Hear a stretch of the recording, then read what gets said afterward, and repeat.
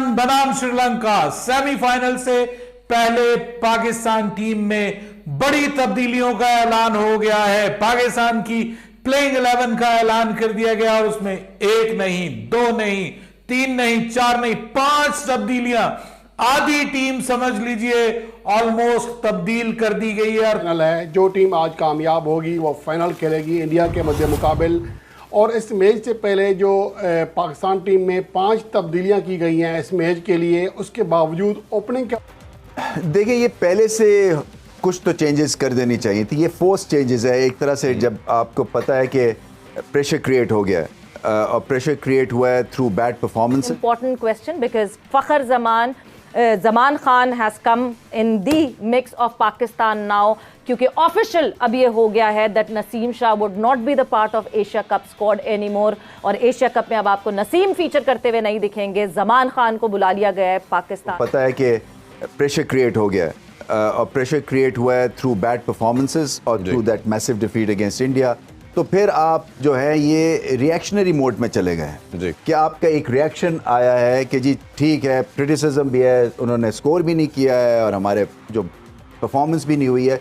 ये इतनी देर से फ़खर ज़मान की हम बात कर रहे थे और मैंने उसको देखा है और मैं आपको तब से कह रहा था कि वो वापस नहीं आ सकते हैं।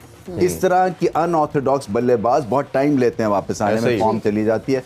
इनको पहले मैच में ही नहीं खिलाना चाहिए था। जब आपके 3 मैचेस आपने दे दिए अफगानिस्तान के अगेंस्ट, कोई तुक नहीं बनती थी। तो आपने और यही करते हैं।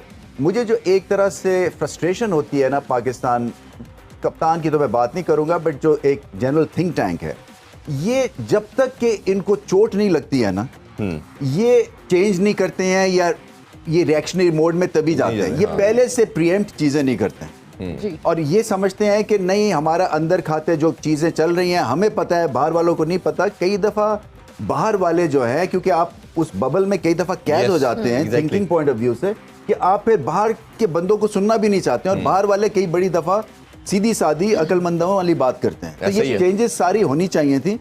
मुझे सिर्फ अफसोस ये कि फोर्स्ड हैं और एक दफा आप डेस्परेशन के मोड अगर ऑन कर देते हैं तो फिर कुछ भी हो सकता है। सो आई एम जस्ट होप कि जो पहली दफा खेल रहे हैं, अब देखें ना, साउथ शकील डू और डाई सिचुएशन में बैटिंग करेंगे। ना उनकी कोई प्रैक्टिस मैच है, ना प्रैक्टिस में लिए, वहाँ बारिश होती रही है, नेट्स हुए नहीं है, सीधा हम उनसे एक्सपेक्ट कर रहे हैं कि वो 50 बॉलों में 70 कर देंगे।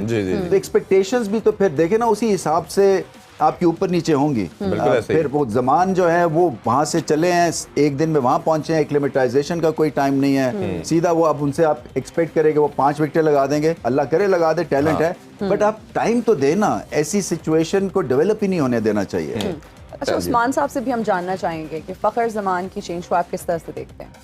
देखिए, वो जो अभी जैसे रमीज साहब ने कहा कि ये तो it was under discussion constantly right after that Afghanistan series, उन्हें चांस नहीं देना चाहिए था। ये रिस्क क्यों लेने की ज़रूरत है कि जी अब बिल्कुल दीवार से लगने के बाद आपको ये तय करना पड़ा कि जी चलें बदल ही दें। फ़खर ज़मान जो हैं वो देखें, न्यूजीलैंड की सीरीज़ में उन्होंने कंसेक्यूटिव सेंचुरीज़ की, तो वो एक जनरल सा एक टर्म बनती है ना कि जी फीस्ट ऑफ फैमिन वाली सूरत हाल है कि जी या तो दावत शिराज है या फिर जो है वो बिल्कुल को कहत साली सी पड़ गई है। तो वो कहत साली वाला पीरियड जब चल रहा हो तो ब्रेक लेना चाहिए। जैसे रमीज भाई ने पहले भी 1-2 शोज में ये बात की कि आप उन्हें रेस्ट दें, मेंटली सुकून करें, तो वो अब ये ब्रेक मिलेगा। लेकिन ये दूसरों के लिए खतरनाक है। अगर हारिस आएंगे राइट ओवे और आते ही वो प्रेशर मैच है, एक तरह से सेमीफाइनल बना हुआ है, उसमें वो आके क्या ही हैज़ टू डू और डाई सिचुएशन में फंसा दिया। कल हम बात कर रहे थे दोनों अब्दुल्ला शफीक और साउथ शकील की, तो वो भी कप स्क्वाड को ज्वाइन कर लिया है।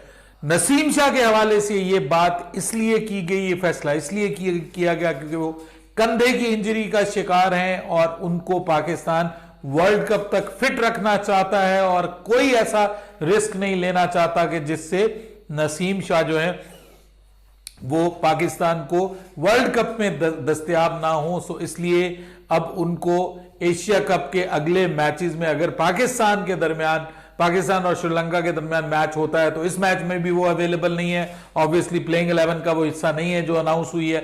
और इसके अलावा अब अगला जो, अगर पाकिस्तान अल्लाह करे फाइनल में पहुंचता है तो वो उसमें भी अवेलेबल नहीं होंगे। अब उनकी इंजरी की एग्जैक्ट जो नोयत है वो कैसी है ये तो पता चलेगा। लेकिन अच्छी खबर ये है कि जो हारिस रऊफ है वो ऑलमोस्ट फिट हो रहे हैं, बहुत बेहतर हो रहे हैं। थोड़ा सा पसलियों में उनके स्वेलिंग थी, वो बहुत बेहतर हो रहे हैं, ऑलमोस्ट फिट है, लेकिन उनको भी नहीं खिलाया जा रहा, रिस्क नहीं लिया जा रहा, हालांकि वो स्क्वाड के साथ है। और आज जो प्रैक्टिस वहां पे हुई है पाकिस्तान टीम की, उस प्रैक्टिस में वो टीम के साथ मौजूद थे, लेकिन आज उन्होंने प्रैक्टिस नहीं की। तो ये तो आपको दो इंपॉर्टेंट न्यूज और अपडेट्स देनी थी, लेकिन उसके बाद जो इंपॉर्टेंट खबर आ रही है वो ये आ रही है कि बाबर आजम ने पाकिस्तान की प्लेइंग 11 का ऐलान कर दिया है। और ये जो प्लेइंग 11 है सर, इसमें 1 2 3 नहीं, 4 नहीं, 5 तब्दीलियां हैं, और कुछ तो फोर्स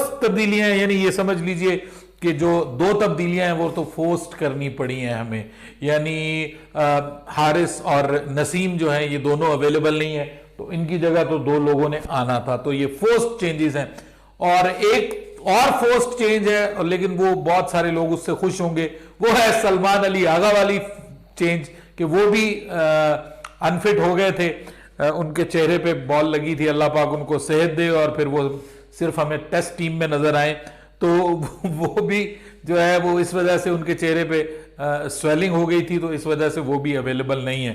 सो उनकी जगह भी आपको पता है कि पाकिस्तान के क्रिकेट फैंस की एक ख्वाहिश पूरी होने जा रही है। आज मैं एबटाबाद क्रिकेट स्टेडियम में था, वहां पे मेरी सरफराज अहमद साहब से मुलाकात हुई।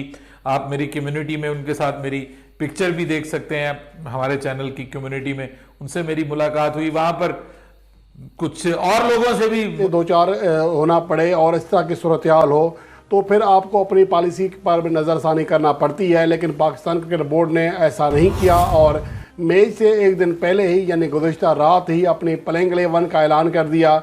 एक तरह से ये मौका होता है हरीफ टीम के लिए भी कि वो हमारे जो 11 प्लेइंग 11 के खिलाड़ी हैं उनके खिलाफ जो पॉलिसी है, जो हिकमत अमली है, वो पहले से तैयार कर लें, उनकी खामियां खूबियां पहले से देख लें। अगर फ़र्ज़ करें पाकिस्तान टीम का ऐलान पहले नहीं होता, तो जो श्रीलंकन टीम की मैनेजमेंट है वो इस बात में लगी रहती कि फ़खर ज़मान को कैसे आउट करना है, लेकिन अब उनका माइंड क्लियर होगा कि मोहम्मद हारिस ओपनिंग करेंगे या फिर हो सकता है कि रिजवान करें, लेकिन कम से कम ये होगा कि फ़खर ज़मान के ऊपर वो अपना वक्त ज़ाया नहीं करेंगे। और यही चीज़ होती है कि आप अगर पहले से प्लेइंग 11 का ऐलान कर देते हैं तो हरीफ टीम के लिए अपनी जो प्लानिंग करना है, अपनी हिकमत अमली तैयार करना है, उसका उन्हें मौका मिल जाता है, एक्यूरेट उनको मौका मिलता है, क्योंकि वो उन खिलाड़ियों के ऊपर काम नहीं करते जो कि प्लेइंग 11 का हिस्सा ही ना हो। तो बहरहाल अब जो हुआ सो हुआ।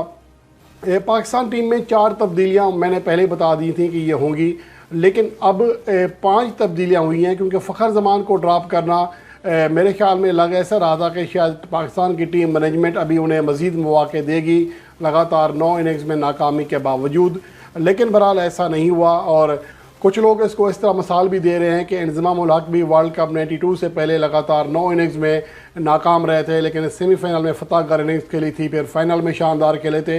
वो एक अजीब दौर था, और कप्तान जो है इमरान खान जैसा था जो खिलाड़ियों को एतमाद दिया करता था। और यहाँ अब सिनारियो चेंज है, अब इतना ज़्यादा नहीं हो सकता कि खिलाड़ी लगातार नाकाम हो और उसके ऊपर बात ना की जाए, उसे ड्रॉप ना किया जाए। तो बहरहाल जो 5 तब्दीलियाँ हुई हैं उसके बारे में ये है कि मोहम्मद हारिस की वापसी हुई है।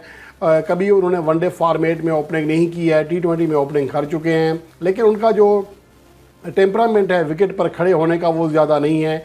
और आपने देखा है कि एशिया कप 2023 में अब तक उतनी ज़्यादा तेज़ी से बैटिंग देखने में नहीं आई है जितनी कि अमूमन देखने में मिलती है वनडे फॉर्मेट में। तो अगर मोहम्मद हारिस को ओपनिंग कराते हैं तो यकीनन उन्हें इस बात का भी इतराज़ करना होगा कि विकेट पर भी काम करना है, एड़े तिरछे शॉट नहीं खेलने। उसके अलावा अगर देखना जाए तो दूसरा जो ऑप्शन है वो मोहम्मद रिजवान का है, जो कि T20 फॉर्मेट में ओपनिंग करते आ रहे हैं, अलबत्ता वो भी कभी वनडे फॉर्मेट में ओपनिंग नहीं की उन्होंने। तो ये एक बड़ा फैसला होगा, इसके हवाले से कन्फ्यूजन है, क्योंकि मोहम्मद हारिस एक तो उनका स्ट्राइक रेट अच्छा है, पावर प्ले को यूज़ कर सकते हैं, तो क्या आप जहारियाना हिकमत